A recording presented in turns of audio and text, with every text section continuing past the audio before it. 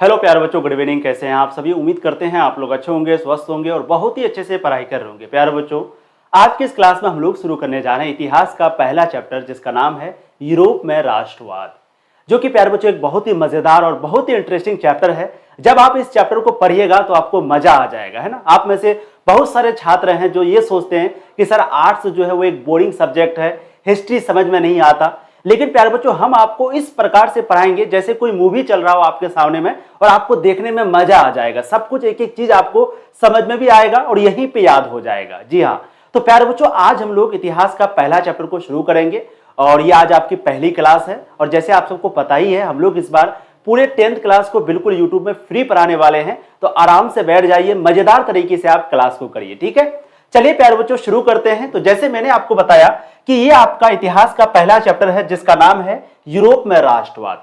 अब प्यारे बच्चों, चैप्टर को शुरू करने से पहले आप ये नक्शा को थोड़ा ध्यान से देखिए। जैसे आप सबको पता होगा प्यारे बच्चों, पूरे दुनिया में टोटल 7 महादेश है ना। 7 महादेश का नाम आप याद रखिएगा। पहला है आपका Asia, Europe, Africa, south America, north America, Australia और एक अंटार्कटिका। तो इस तरीके से टोटल कितना महादेश है? 7 महादेश है। इसमें से प्यारे बच्चों, हम लोग जो आज पढ़ेंगे वो एक महादेश के बारे में पढ़ेंगे, जिसका नाम है यूरोप। तो आज हम लोग कौन से महादेश के बारे में पढ़ेंगे? यूरोप महादेश के बारे में पढ़ेंगे। और चैप्टर का नाम क्या है? यूरोप में राष्ट्रवाद। राष्ट्रवाद का मतलब होता है अपने देश के प्रति प्यार। आप अपने देश से प्यार करते हैं, हम सब करते हैं अपने देश से प्यार। तो ये जो आप अपने देश के प्रति प्यार करते हैं, प्रेम की भावना रखते हैं, इसी को राष्ट्रवाद कहते हैं। अगर कोई हमारे देश पर हमला करे, कोई हमला करेगा, आक्रमण करेगा, तो हम भी अपना देश को बचाने के लिए उससे लड़ेंगे। तो ये क्या है? राष्ट्रवाद है। अगर आप अपना देश का तरक्की चाहते हैं, अगर आप चाहते हैं कि हमारा देश ज्यादा से ज्यादा विकास करे, तो ये क्या है? राष्ट्रवाद है। तो इसी तरीके से प्यारे बच्चों, ये जो राष्ट्रवाद की भावना है, ये जो राष्ट्रवाद है, वो सबसे पहले यूरोप महादेश में आया था। इसीलिए हम लोग सबसे पहला चैप्टर में ही पढ़ते हैं यूरोप में राष्ट्रवाद, यानी कि यूरोप में जो राष्ट्रवाद है वो कैसे आया, कैसे लोगों के अंदर इस तरह का भावना आया। इसी चैप्टर में आज हम लोग इसी चीज को पढ़ेंगे। बहुत ही मजेदार, बहुत ही इंटरेस्टिंग टॉपिक है। आराम से बैठ जाइए, मोबाइल को फुल स्क्रीन कर लीजिए और बहुत मजा आएगा, ठीक है। चलिए सबसे पहले बात कर लेते हैं प्यारे बच्चों कि इस चैप्टर में हम लोग पढ़ेंगे क्या क्या, है ना। हम लोग सबसे पहले परिचय को देखेंगे, यानी कि इतिहास क्या होता है पहले समझेंगे। फिर हम लोग यूरोप के बारे में थोड़ा सा जानेंगे। फिर यूरोप के राष्ट्रवाद के बारे में पढ़ेंगे। फिर इसके बाद मेटरनिक युग के बारे में पढ़ेंगे। फिर 2 क्रांति के बारे में पढ़ेंगे, एक है 1830 की क्रांति और एक है 1848 की क्रांति। फिर हम लोग पढ़ेंगे इटली का एकीकरण के बारे में कि इटली का एकीकरण कैसे कैसे हुआ, जर्मनी का एकीकरण कैसे कैसे हुआ, और कुछ अन्य महत्वपूर्ण टॉपिक है जो कि इस चैप्टर में है, इस चीज को पढ़ेंगे। तो प्यारे बच्चों, इस चैप्टर में ये सारे टॉपिक को हम लोग पढ़ने वाले हैं और इसी से आपके एग्जाम में क्वेश्चन पूछा जाता है, ठीक है। चलिए प्यारे बच्चों, शुरू करते हैं बिना किसी देरी किए हुए। सबसे पहले हम लोग समझते हैं कि इतिहास क्या होता है, क्योंकि अगर आप कोई सब्जेक्ट की पढ़ाई शुरू करते हैं तो पहले उसका परिभाषा तो समझ लीजिए कि इतिहास आखिर होता है क्या है। तो अगर हम आपसे पूछे इतिहास क्या होता है, तो आप कहोगे कि सर इतिहास जो समय बीत चुका है उसके बारे में लिखित या मौखिक रूप से अगर हम कुछ पढ़ाई करते हैं, इसी को इतिहास कहते हैं। मान लो आप आईपीएस बन गए, है ना, कल आप आईएएस बन गए, या कल मान लो आप डॉक्टर बन गए, तो आपके बारे में पता लगाएंगे हम लोग कि बताओ भाई बच्चा कैसे पढ़ता था, कितना घंटा पढ़ता था, कैसे वो डॉक्टर बना। तो ये जो हम आपके बारे में पता लगा रहे हैं, पूछताछ जो कर रहे हैं, ये भी क्या है? एक इतिहास है, ठीक। तो देखिए, इतिहास जिसको इंग्लिश में प्यारे बच्चों हम लोग कहते हैं हिस्ट्री। इतिहास को इंग्लिश में क्या कहते हैं? हिस्ट्री कहते हैं। ये जो शब्द है हिस्ट्री, जो शब्द है, ये ग्रीक भाषा के हिस्टोरिया शब्द से लिया गया है। जैसे इंग्लिश भाषा होता है, हिंदी भाषा होता है, उर्दू भाषा होता है, वैसे ही एक भाषा होता है प्यारे बच्चों जिस भाषा को हम लोग कहते हैं ग्रीक भाषा, ठीक। तो ये जो आपका हिस्ट्री शब्द है, ये कहां से लिया गया है? ये लिया गया है हिस्टोरिया शब्द से। और ये जो हिस्टोरिया है, यह एक ग्रीक शब्द है, ये कोई इंग्लिश शब्द नहीं है, ये ग्रीक शब्द है। इसी से प्यारे बच्चों आपका हिस्ट्री बना है, ठीक। तो इतिहास यानी हिस्ट्री, ये जो शब्द है वो ग्रीक भाषा के हिस्टोरिया शब्द से आया है, जिसका मतलब होता है पूछताछ या फिर वास्तव में घटित होने वाली घटनाएं। पूछताछ, हिस्टोरिया का मतलब क्या होता है? पूछताछ। अब आप बताओ, जब हम आपका इतिहास लिखेंगे तो क्या आपके बारे में हमको पूछना पड़ेगा ना? आपके गांव में जाएंगे, आपके मम्मी पापा से आपके बारे में पूछेंगे, है ना, तभी ना आपके बारे में हम इतिहास लिखेंगे। तो इतिहास जो कि हिस्टोरिया शब्द से आया है, और हिस्टोरिया का मतलब होता है पूछताछ या फिर वास्तविक में घटित होने वाला घटना। मतलब क्या हो गया कि सचमुच ऐसी घटना हुई होगी जैसे हम लोग अंग्रेजों का गुलाम थे, आप सबको पता होगा अंग्रेज जो है हम लोगों पर 2 साल तक राज किया है ना, हम लोग अंग्रेजों का गुलाम थे। तो ये घटना एक्चुअल में हुआ है ना, ऐसा तो नहीं है ना कि ये कोई मनगढ़ंत कहानी है, ऐसा है क्या? एक समय हम लोग अंग्रेजों का गुलाम थे, फिर हम लोग 1947 में आजाद हुए, है ना।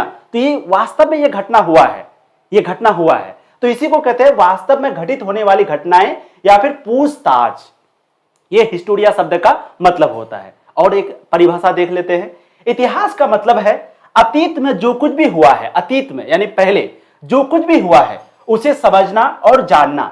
ये जो है उन घटनाओं का विवरण है जो पहले हो चुकी है और ये जानकारी हमें लिखित या मौखिक रूप से मिलती है। अब यहां पर पॉइंट समझने वाले हैं, यानी इतिहास क्या है? अतीत में घटित वो घटनाएं हैं जिनके बारे में लिखित रूप से या मौखिक रूप से हम लोगों को पता हो। जैसे हम लोग अंग्रेजों का गुलाम थे, तो अंग्रेज जो हम लोगों पर अधिकार करता था, इसके बारे में बहुत सारा किताब में लिखा गया है। आप पढ़ोगे बहुत सारी किताब में लिखा हुआ है कि अंग्रेज यहां पर आया, ईस्ट इंडिया कंपनी आया, हम लोगों को गुलाम बनाया, हम लोग किसानों पर अत्याचार किया, लोगों पर अत्याचार किया, लोगों को जबरदस्ती जेल भेजा गया। ये हम लोग पढ़ते हैं किताब में। इसका मतलब क्या हुआ कि जो अतीत में हुआ है उसके बारे में लिखा हुआ है, कहीं पे लिखित रूप में अवेलेबल है। तो इसी को कहते हैं इतिहास। तो आपसे अगर पूछे इतिहास क्या है, तो आप सिंपली जवाब दोगे इतिहास अतीत में घटित वो घटनाएं हैं जिनके बारे में लिखित या मौखिक रूप से उपलब्ध है।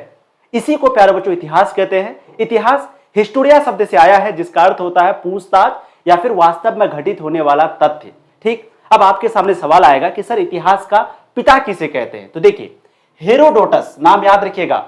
इतिहास शुरू कर रहे हैं तो इतिहास का पिता याद रखिएगा। Who is the father of history? तो आप कहना कि हेरोडोटस।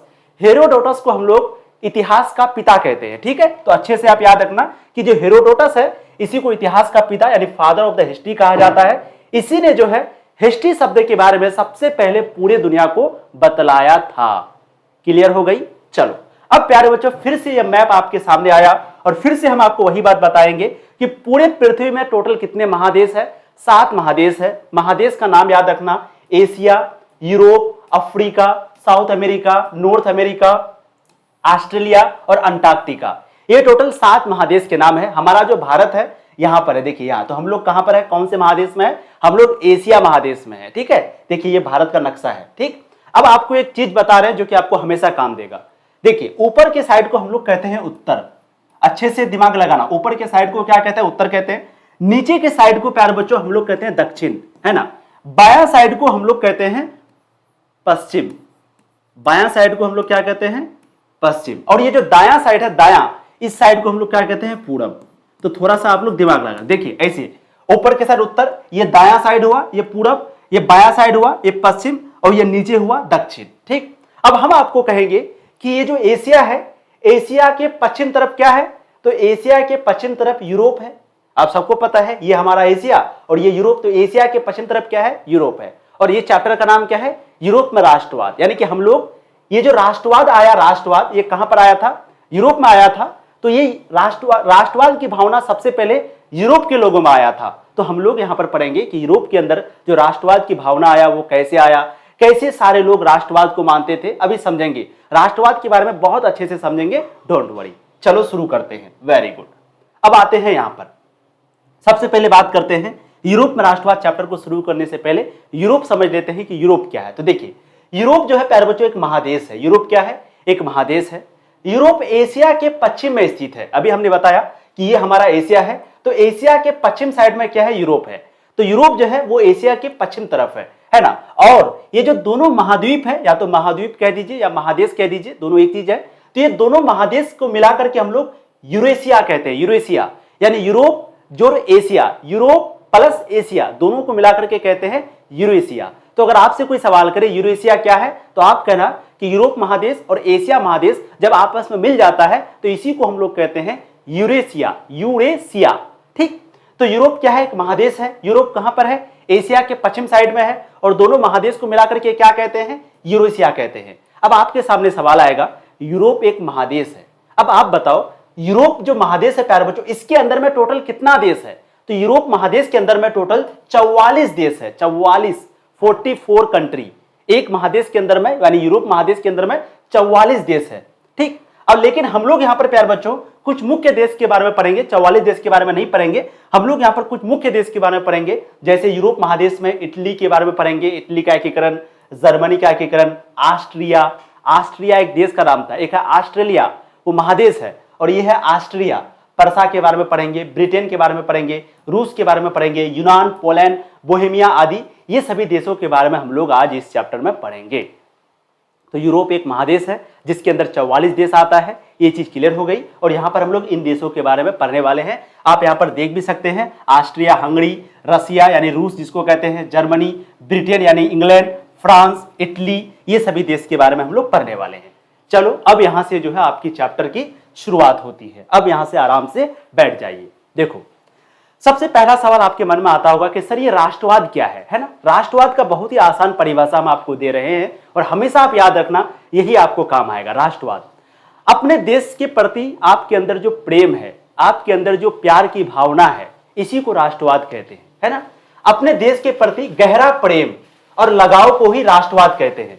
यानी आपको अपने देश के प्रति गहरा प्यार है, प्रेम है, आपको अपने देश के प्रति लगाव है, इसी को प्यारे बच्चों राष्ट्रवाद कहते हैं। ये जो भावना है लोगों में तब पैदा होती है, ये जो प्यार है लोगों के अंदर तब आता है जब लोग अपने देश की एकता के बारे में सोचता है। एकता का मतलब क्या हो गया, यानी जब लोग सोचता है कि हमारा देश का टुकड़ा ना हो, हमारे देश में सारे लोग मिलजुल करके रहे, चाहे वो हिंदू हो, मुस्लिम हो, सिख हो, ईसाई हो, चाहे वो कोई भी जाति हो, सब मिलजुल करके रहे, सारे लोग एक दूसरे के साथ अच्छे से रहे। अगर ये भावना आपके अंदर है, अगर आप चाहते हैं कि हमारा देश का टुकड़ा ना हो, हमारा देश एक रहे, इसका मतलब है कि आपके अंदर भी राष्ट्रवाद की भावना है। तो ये जो राष्ट्रवाद की भावना है वो आपके अंदर तब पैदा होगा जब आप अपने देश की एकता के बारे में बात करेंगे, जब आप अपने देश की स्वतंत्रता के बारे में बात करेंगे। स्वतंत्रता का मतलब आजादी, है ना। आप अगर ये सोचते हैं कि नहीं सारे लोग आजाद होना चाहिए, चाहे वो नीचा जाति से हो, चाहे वो ऊंचा जाति से हो, सभी लोगों को बराबर का अधिकार मिलना चाहिए, सभी लोग आजाद हैं, सभी के साथ न्याय होना चाहिए। ऐसा नहीं कि वो गरीब है तो उस पर हम अत्याचार करेंगे, हम अमीर हैं तो हम पर कोई अत्याचार ना करे, ऐसा नहीं। सबके साथ बराबर का सलूक होना चाहिए। अगर आप ऐसा सोचते हैं तो इसका मतलब है आपके अंदर राष्ट्रवाद की भावना है।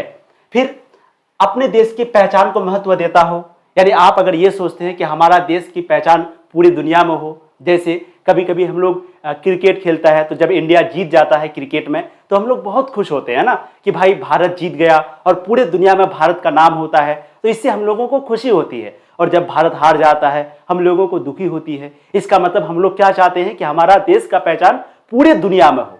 तो इसका मतलब है कि आपके अंदर राष्ट्रवाद की भावना है। ठीक, तो ये आपने क्या समझा कि आपको अपने देश के प्रति गहरा प्रेम हो, लगाव हो, इसी को राष्ट्रवाद कहते हैं। या फिर अगर आप अपने देश की एकता के बारे में सोचते हैं, अपने देश की स्वतंत्रता के बारे में सोचते हैं, अपने देश की पहचान के बारे में सोचते हैं, इसको महत्व देते हैं और अपने देश की रक्षा करने के लिए, अपने देश को बचाने के लिए अगर आप हमेशा रेडी रहते हैं, हमेशा तैयार रहते हैं, इसका मतलब है कि आपके अंदर राष्ट्रवाद की भावना है और इसी को राष्ट्रवाद कहते हैं। एक एग्जाम्पल ले लेते हैं। आप अपने देश को बहुत पसंद करते हैं। क्या आप अपने देश को बहुत पसंद करते हैं? क्या आप अपने देश की खुशहाली के लिए चिंतित रहते हैं? क्या आप चाहते हैं कि हमारा देश में सभी लोग खुश रहे? इसका मतलब ये राष्ट्रवाद है। आप अपने देश की संस्कृति, संस्कृति का मतलब क्या हो गया? बड़ों का आदर करना, छोटों से प्यार करना, सभी धर्मों को एक नज़र से देखना। ये नहीं कि ये दूसरे धर्म से है तो इसको गाली देते हैं, ऐसा नहीं, सभी को बराबर नज़र से देखना। अगर आप अपने देश की संस्कृति, यही हमारा तो संस्कृति है ना, कि हम लोग सभी का आदर करें, बड़ों का रिस्पेक्ट करें, छोटों से प्यार करें, माँ बाप का इज्जत करें, माँ बाप का बात माने, यही तो है क्या राष्ट्रवाद।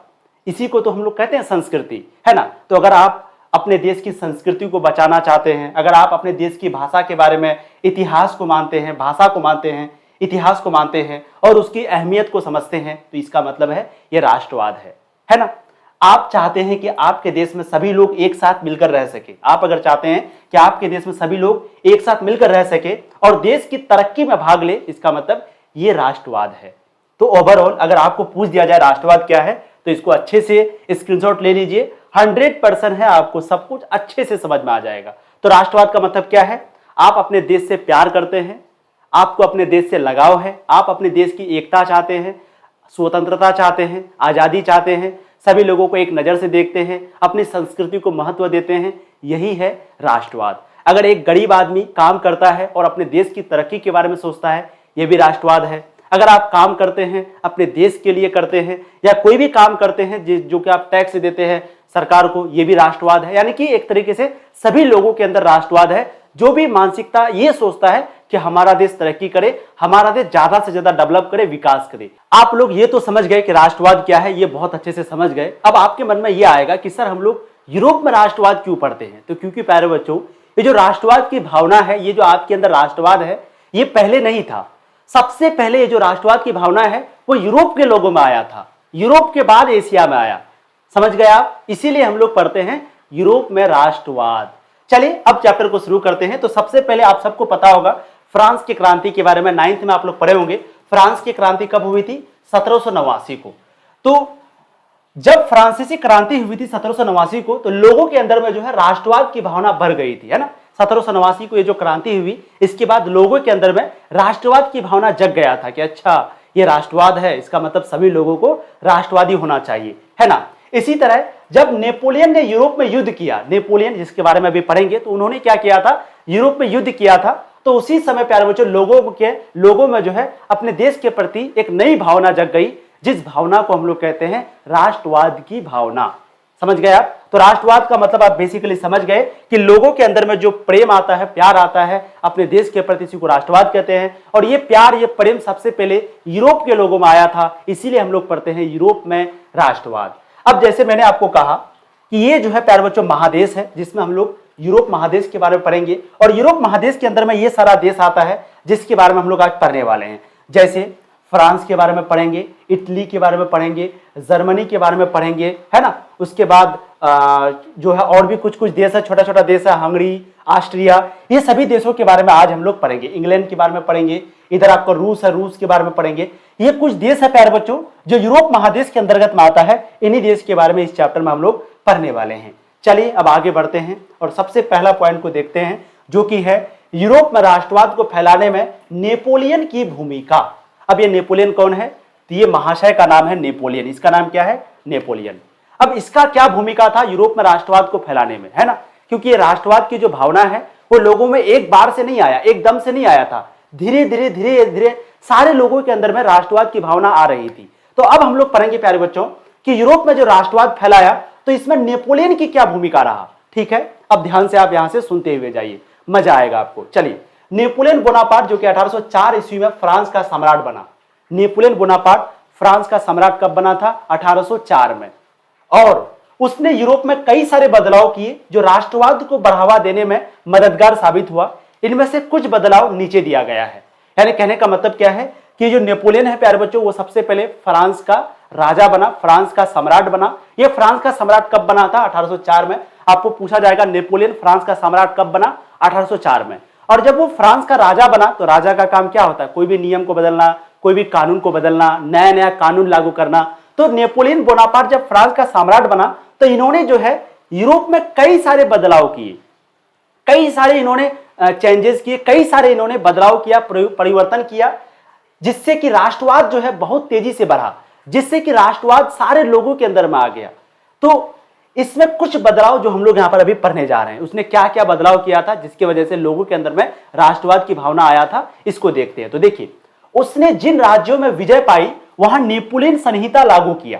यानी ये जो है नेपोलियन जो है, जहां जहां पर फ्रांस में इनको जहां जहां पर जीत हासिल हुई थी, जहां जहां पर ये विजय पाए थे, कहने का मतलब क्या है कि जैसे मान लो पहले के जमाने में जो राजा महाराजा है वो क्या करते थे? वो हमला करते थे। हमला करने के बाद अगर वो जीत गया तो वो पूरा एरिया जो है वो उस राजा का हो जाता था। तो नेपोलियन भी जो है वो फ्रांस का राजा बना, और फ्रांस में जहां जहां नेपोलियन का पावर चलता था उन्होंने वहां वहां क्या लागू किया? नेपोलियन संहिता लागू किया। अब ये नेपोलियन संहिता क्या है?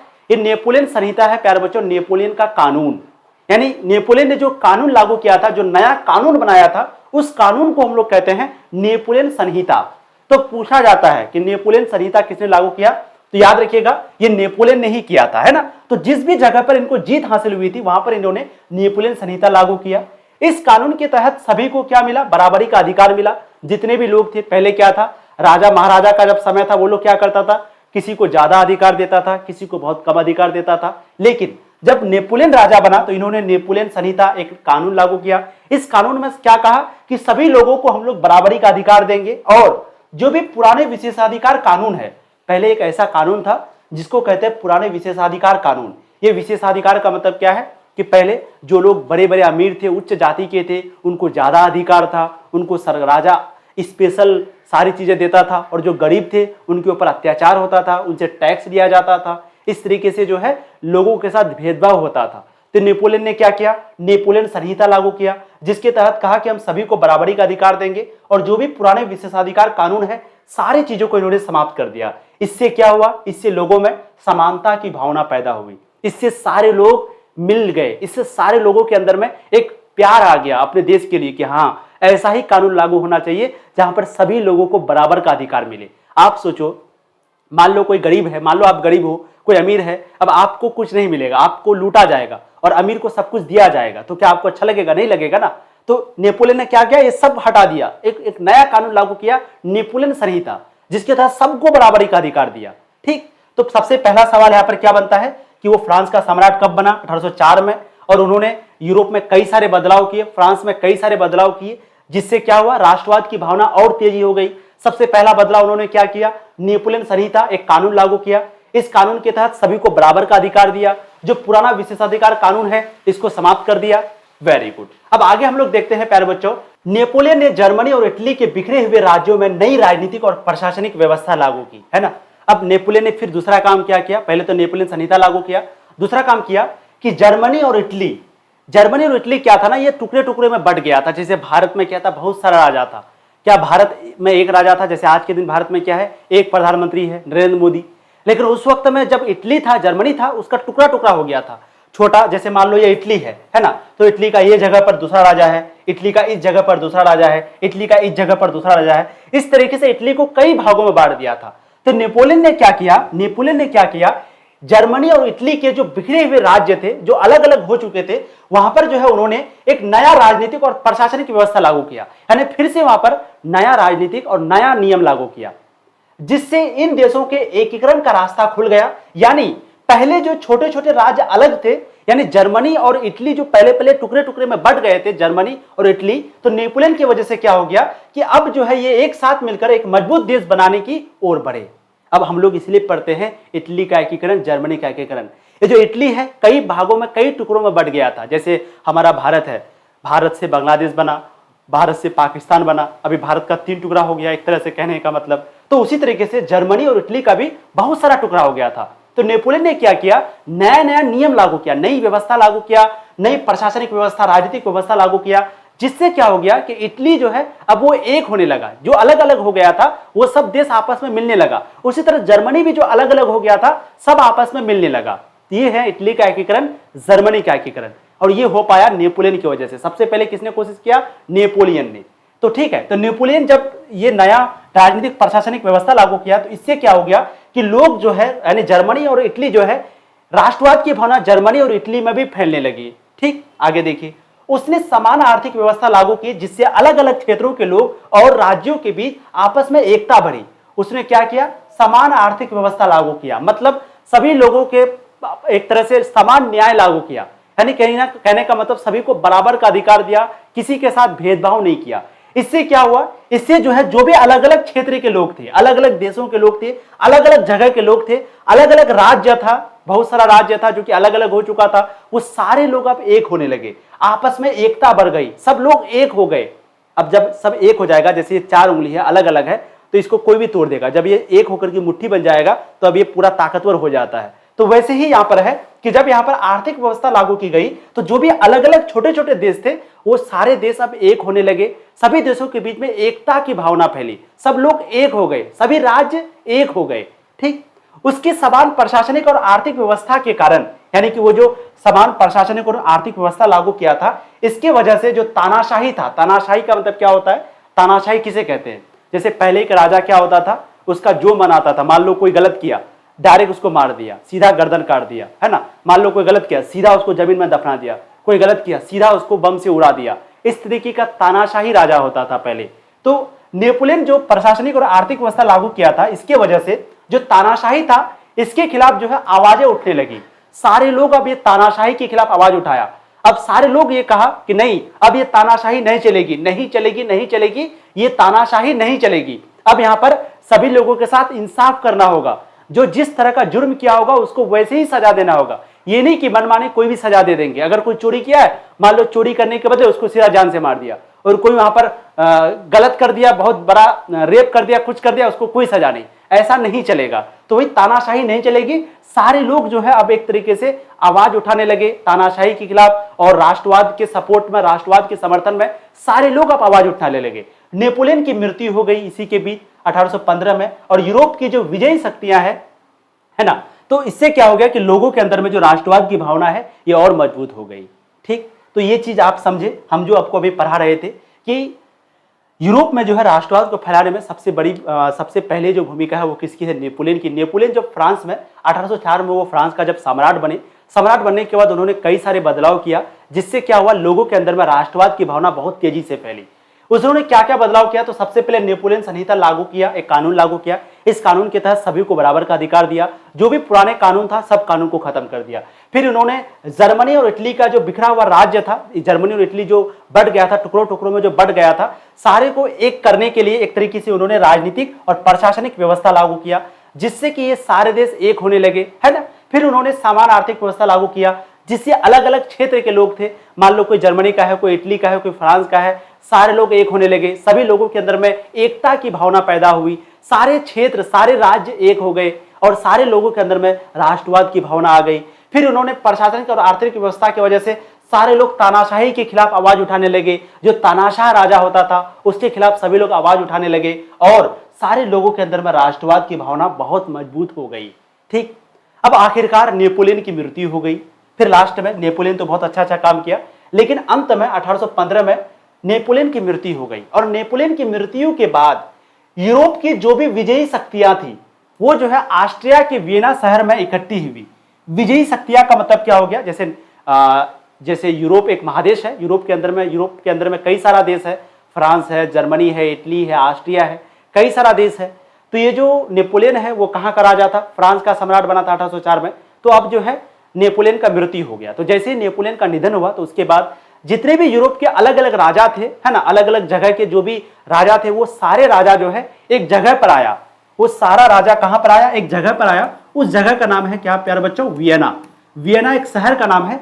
इस शहर में यूरोप के जितने भी राजा थे, जो जीते हुए राजा थे, जीते हुए इसलिए कहते हैं विजयी शक्तियां। विजयी शक्तियां का मतलब जो भी राजा जीता हुआ राजा था, जो राजा था उस वक्त में, वो सारा राजा वियना में आया, जो कि यूरोप का एक शहर का नाम है वियना। यहीं पर आकर के एक सम्मेलन किया, जिसको हम लोग कहते हैं वियना सम्मेलन। और ये सम्मेलन क्यों बुलाया गया? क्योंकि जो फ्रांस था, फ्रांस का राजा मर चुका था। फ्रांस का राजा कौन था? नेपोलियन। नेपोलियन की क्योंकि मृत्यु हो गई थी, तो जितने भी यूरोप के राजा थे वो सारे राजा वियना शहर में आया, और इस शहर में आकर के एक सम्मेलन हुआ। इस सम्मेलन में उन्होंने भाग लिया और उन्होंने बातचीत किया कि अब आगे किस तरह का काम किया जाए, क्योंकि नेपोलियन तो अब हमारे बीच नहीं रहे। ठीक, तो वही कहते हैं आखिरकार नेपोलियन की मृत्यु के बाद 1815 में यूरोप के जितने भी जीता हुआ राजा था, जितना भी विजयी शक्तियां था, वो सभी जो है ऑस्ट्रिया का एक शहर था, जिस शहर का नाम था वियना, यहां पर आकर के मिला। अर्थात जितने भी विजय राजा है वियना शहर में आ मिले, और वहीं पर एक सम्मेलन हुआ जिसे हम लोग वियना सम्मेलन कहते हैं, जहां उन लोगों ने यूरोप के पुनर्गठन की योजना बनाई। तो ये सारे लोग आकर के एक जगह पर मिले, जिस जगह का नाम था वियना। यहीं पर एक सम्मेलन हुआ, जिस सम्मेलन का नाम है वियना सम्मेलन। और यहाँ पर उन्होंने क्या बात किया? यूरोप को पुनर्गठन करने के लिए इन लोगों ने बात किया कि यूरोप को कैसे हम लोग एक करें। ठीक, आगे देखते हैं, अब पढ़ते हैं वियना सम्मेलन के बारे में। चलिए, अब प्यारे बच्चों, सबसे पहले आपको पता है मेटरनिख के बारे में हम लोग अभी पढ़ेंगे, है ना। मेटरनिख के बारे में थोड़ा समझेंगे। उससे पहले समझते हैं कि 1815 में एक सम्मेलन हुआ था, जिस सम्मेलन को कहते हैं वियना सम्मेलन। पूछा जाता है वियना सम्मेलन कब हुआ? 1815 में। तो सन 1815 में वियना सम्मेलन हुआ था। इस सम्मेलन का जो आयोजन है वो किसने किया था? तो ऑस्ट्रिया के चांसलर मेटरनिख ने किया था। चांसलर का भी मतलब समझ लो एक तरीके से प्रधानमंत्री या फिर राजा समझ लीजिए। ऑस्ट्रिया एक जगह का नाम था, एक देश का नाम था ऑस्ट्रिया। तो इसके जो राजा थे, इसके जो चांसलर थे, जिनका नाम था मेटरनिख, इन्होंने ही जो है प्यारे बच्चों आयोजन किया था वियना सम्मेलन का। ठीक है, तो पूछा जाएगा सबसे पहले वियना सम्मेलन कब हुआ? 1815 में।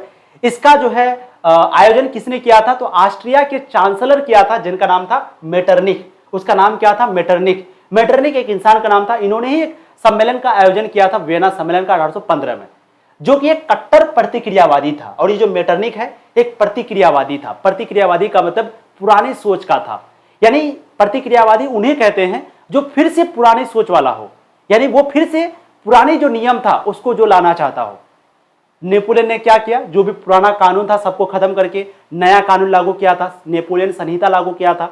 लेकिन मेटरनिख किस सोच का था, प्रतिक्रियावादी था। प्रतिक्रियावादी मतलब जो सुधार नहीं चाहता है, जो फिर से वही तानाशाही चाहता है, फिर से वही राजा महाराजा का शासन चाहता है, उसको कहते हैं प्रतिक्रियावादी।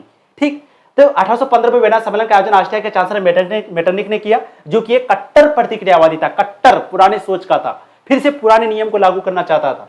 इस सम्मेलन में, ये जो वियना सम्मेलन हुआ था, इस सम्मेलन में कौन कौन सा देश आया, ब्रिटेन आया, रूस आया, पर्शिया आया, ऑस्ट्रिया जैसे यूरोप की बड़ी बड़ी शक्तियों ने इस सम्मेलन में भाग लिया था। सारे बड़े बड़े देश यहाँ पर भाग लिए थे, ब्रिटेन, रूस, पर्शिया, ऑस्ट्रिया, ये सभी बड़े बड़े देश है जो कि इस सम्मेलन में आया था। इनका उद्देश्य क्या था कि यूरोप में शांति रहे, जो नेपोलियन के युद्धों के कारण खत्म हो गई थी। इन लोगों का उद्देश्य क्या था कि यूरोप में शांति बना रहे, और ये जो शांति है वो नेपोलियन के युद्ध की वजह से जो शांति खत्म हो गई थी वो शांति बना रहे, इसलिए जो है ये सारे लोगों ने वियना सम्मेलन में भाग लिया था। इसके साथ ही मेटरनिख का उद्देश्य था गणतंत्र और प्रजातंत्र जैसी नई विचारधाराओं का विरोध करना। बताइए, ये जो गणतंत्र था, गणतंत्र किन्हें कहते हैं, जैसे हमारा देश कैसा, भारत कैसा देश है, गणतांत्रिक देश है, यानी कि यहाँ पर संविधान है, यहाँ पर लोग, जनता जो है सरकार को चुनता है ना। लेकिन ये जो मेटरनिख है ये क्या चाहता था, ये जो गणतंत्र है और ये जो प्रजातंत्र है इनको खत्म करना, और यूरोप में जो पुरातन व्यवस्था है इसको फिर से स्थापित करना। पुरातन व्यवस्था का मतलब वही व्यवस्था जो पहले था, राजा महाराजा जो लोगों पर अत्याचार करती थी, लोगों के साथ जो भेदभाव करती थी, वही व्यवस्था को फिर से लागू करना चाहता था कौन, मेटरनिख। मेटरनिख इतना गलत सोच का आदमी था। ठीक, चलिए, तो ये सवाल आपके सामने आएगा। वियना सम्मेलन 1815 में हुआ था, ऑस्ट्रिया के चांसलर मेटरनिख ने किया, जो कि एक प्रतिक्रियावादी था। इस सम्मेलन में कई सारे देश ने भाग लिया, जैसे रूस लिया, ब्रिटेन लिया, ऑस्ट्रिया लिया, पर्शिया लिया, ये सारे देशों ने इस सम्मेलन में भाग लिया। इन लोगों का काम था फ्रांस में शांति स्थापित करना, और जो मेटरनिख है ये इस सम्मेलन का आयोजन किया था। तो इनका क्या कहना था, गणतंत्र और प्रजातंत्र ये नई विचारधारा को समाप्त कर दो और फिर से कौन सी व्यवस्था लागू करो, पुरातन व्यवस्था लागू करो। पुरातन व्यवस्था लागू कौन करना चाहता था, मेटरनिख।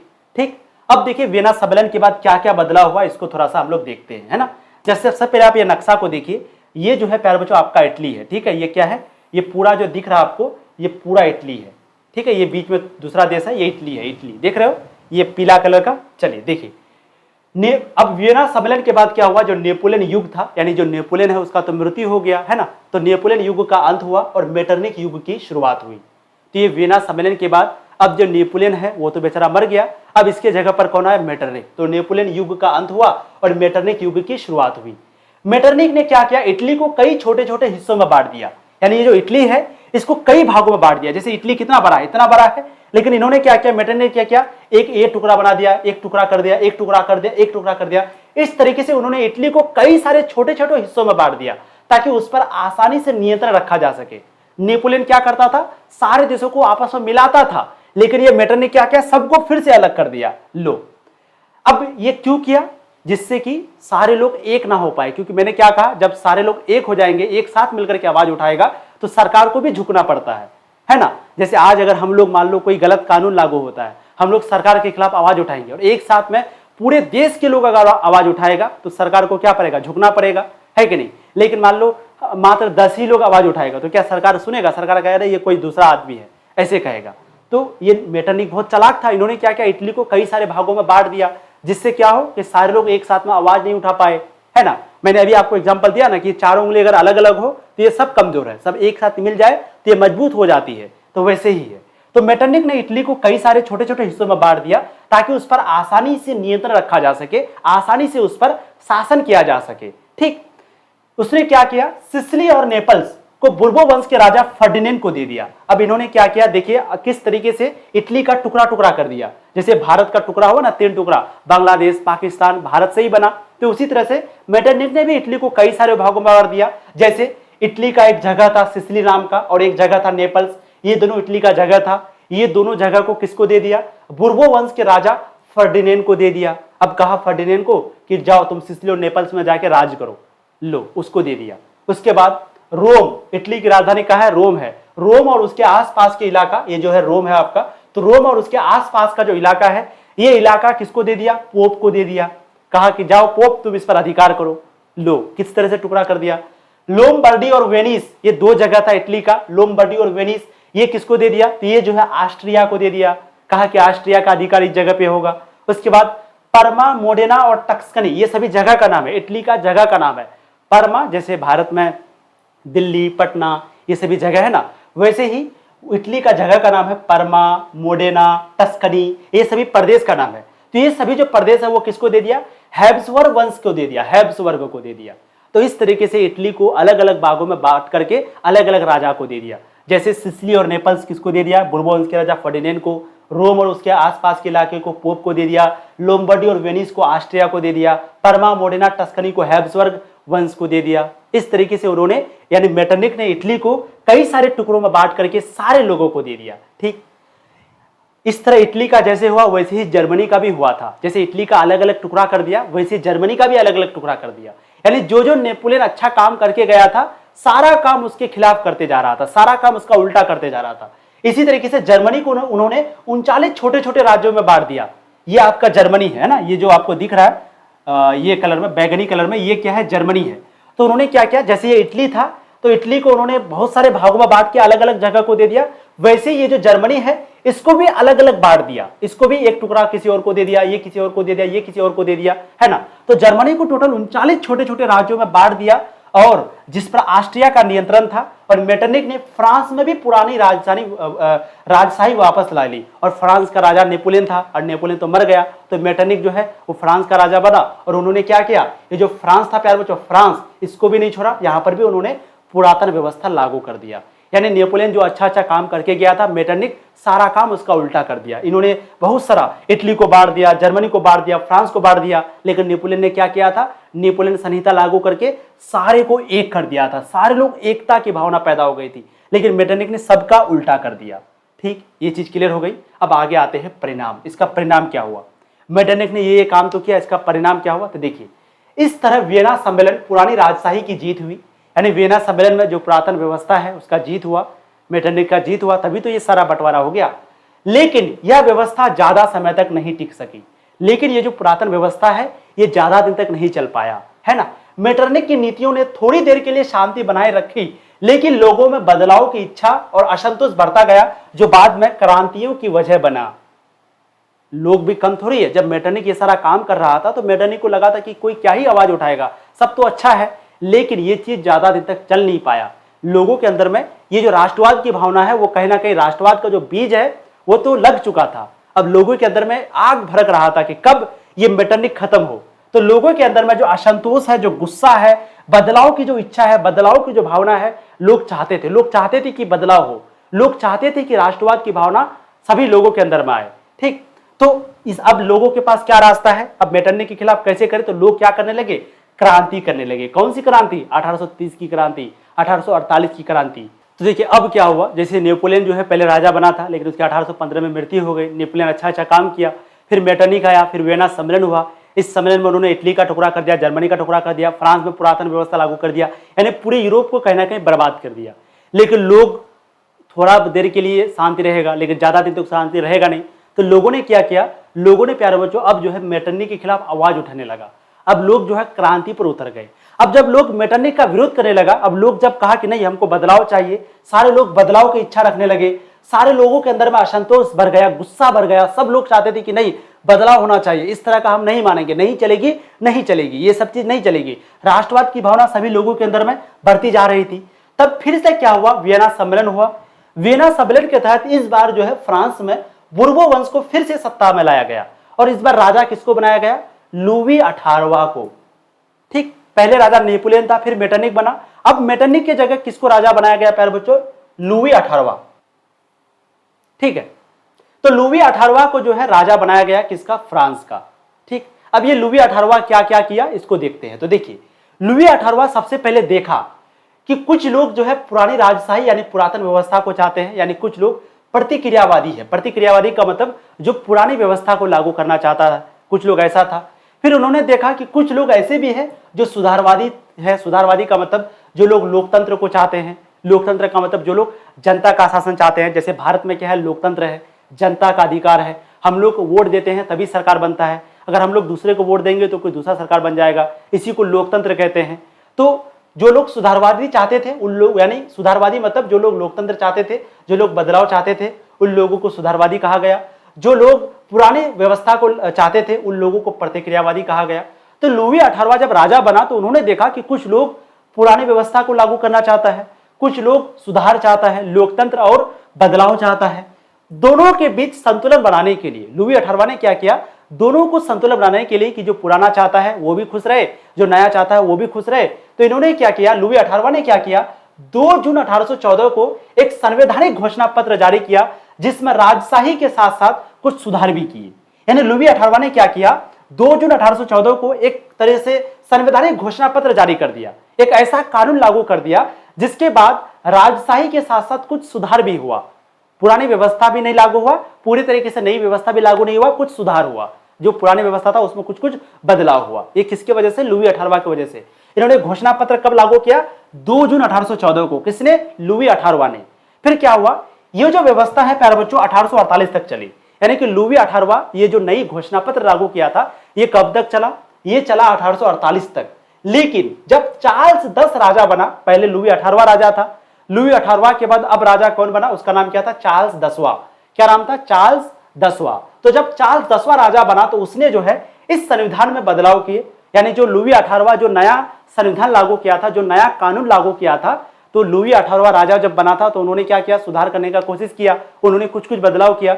लेकिन फिर से जब चार्ल्स 10वां राजा बना तो इन्होंने क्या किया, उस संविधान में बदलाव किया। कौन से संविधान में, जो लुई 18वां जो नया संविधान लाया था उस संविधान में, उस कानून में ये जो चार्ल्स जब राजा बना तो उन्होंने फिर से बदलाव किया और फिर से लोगों के अंदर में असंतोष बढ़ गया, फिर से लोग गुस्सा हो गए।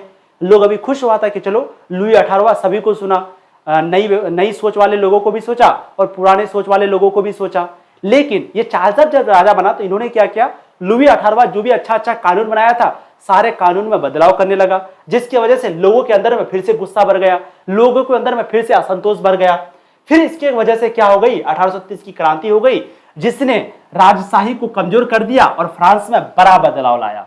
और इसकी वजह से 1830 में क्रांति हो गई और भयंकर क्रांति हुई। इस क्रांति के बाद जो राजशाही चलता था, जो तानाशाही चलता था, उसमें पूरे तरीके से बदलाव आया और जो फ्रांस है वो पूरी तरीके से बदल गया। क्रांति का मतलब एक तरह का आंदोलन, यानी लोग जब, जैसे हम लोग 1857 का हम लोगों ने आंदोलन किया है, हम लोग अंग्रेजों के खिलाफ बहुत सारा आंदोलन किए हैं जिससे हम लोगों को आज़ादी मिली है। तो यहाँ के जो लोग थे ये लोग भी क्रांति करने लगे कि नहीं, बिना क्रांति का जो है हम लोगों को कुछ नहीं मिलेगा, हम लोगों को क्रांति करना ही होगा।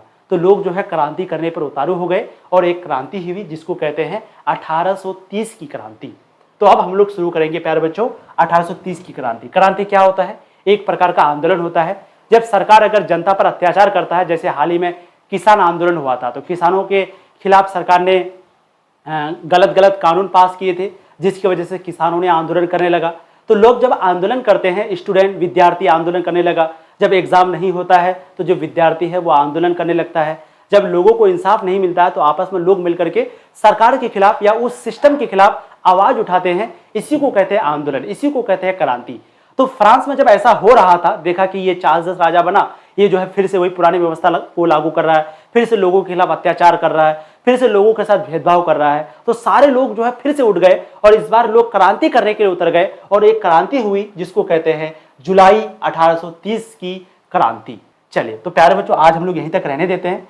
पार्ट 2 में हम लोग ये चैप्टर को समाप्त कर देंगे, है ना।